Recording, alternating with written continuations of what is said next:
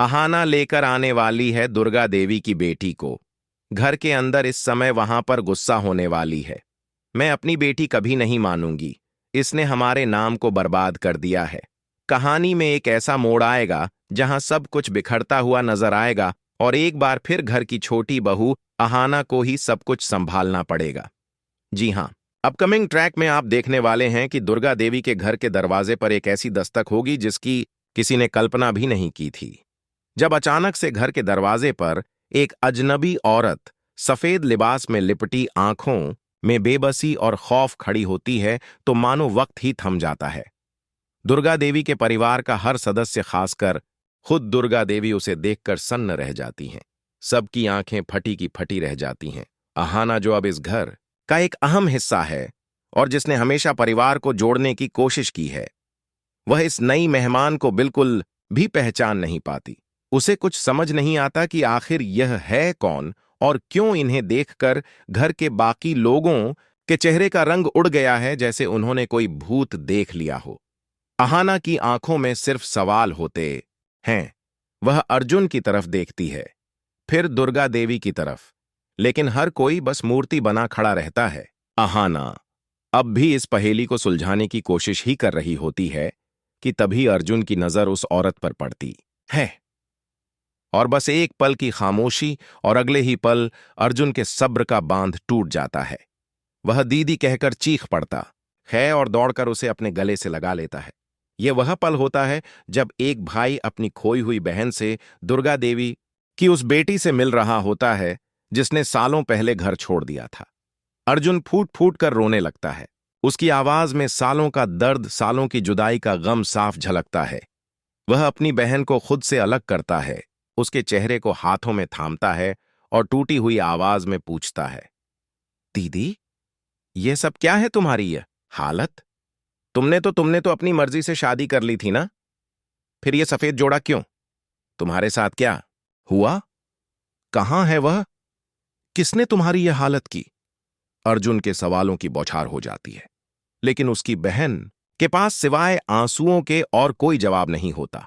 अर्जुन के सवालों के जवाब में दुर्गा देवी की उस गुमशुदा बेटी की आंखें छलक पड़ती हैं। वह अपने भाई के सामने अपना सारा दर्द बयां कर देती है। वह बताती है कि कैसे उसकी दुनिया उजड़ गई, कैसे उसके सारे सपने टूट गए और कैसे जिस इंसान के लिए उसने अपना परिवार छोड़ा था उसी ने उसे धोखा दिया और अब वह इस दुनिया में नहीं रहा। वह बताती है कि अब उसके पास इस घर के सिवा, अपने परिवार के सिवा कोई और ठिकाना नहीं है। अहाना, जो अब तक चुपचाप यह सब देख और सुन रही थी, उसे भी पूरी कहानी समझ आ जाती है। उसे एहसास हो जाता है कि यह टूटी हुई बेबस औरत कोई और नहीं बल्कि अर्जुन की सगी बहन और उसकी अपनी ननद है। अहाना का दिल पसी जाता है। वह देखती है कि अर्जुन की बहन खौफ से कांप रही है। वह घर के अंदर कदम रखने से भी डर रही है। उसे अपने अतीत के फैसले पर पछतावा है, लेकिन सबसे ज्यादा डर उसे अपनी मां दुर्गा देवी का है। वह अर्जुन से कहती है, भाई, मैं मां का सामना कैसे करूंगी? मैंने उनका दिल दुखाया था। वह मुझे कभी माफ नहीं करेंगे। यहीं पर अहाना अपना बड़प्पन और अपनी समझदारी दिखाती है। वह आगे बढ़ती है, अर्जुन की बहन का हाथ थामती है, उसे सहारा देती है और घर के अंदर लाने की कोशिश करती है। अहाना उसे हिम्मत बंधाती है और कहती है, आप चिंता मत कीजिए, जो हो गया वो गुजर गया, लेकिन अब आप अपने घर आ गई हैं और एक माँ अपने बच्चों से ज्यादा दिन नाराज नहीं रह सकती। आप उनसे मिलो तो सही, आपको पता चलेगा कि माँ जी दिल से कितनी दयावान और अच्छी हैं। वह आपकी हालत देखकर आपको जरूर माफ कर देंगी। अहाना के कहने पर और अर्जुन के सहारे से दुर्गा देवी की बेटी डरते डरते घर के अंदर कदम रखती है, लेकिन घर के अंदर का माहौल बाहर से भी ज्यादा भयावह था। जैसे ही दुर्गा देवी अपनी बेटी को अपनी आंखों के सामने पाती हैं, उनका बरसों से दबाया हुआ गुस्सा ज्वालामुखी बनकर फट पड़ता है। उनकी आंखों में ममता नहीं, सिर्फ नफरत और गुस्से की आग होती है। वो चीख पड़ती है, रुक जाओ, एक कदम भी आगे मत बढ़ाना। तुम्हारी हिम्मत कैसे हुई इस घर की दहलीज पर वापस कदम रखने की? कौन हो तुम? मर चुकी हो तुम हमारे लिए। चली जाओ यहां से।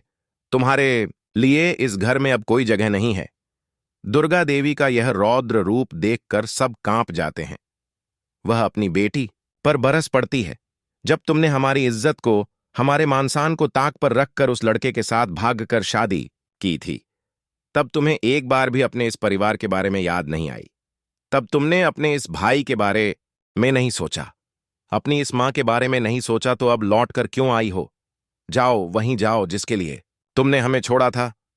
दुर्गा देवी का यह गुस्सा और अपनी ननद की बेबसी देखकर अहाना से रहा नहीं जाता। इस जलते हुए माहौल में सिर्फ अहाना ही थी जो दुर्गा देवी के गुस्से का सामना करने की हिम्मत जुटा पाई।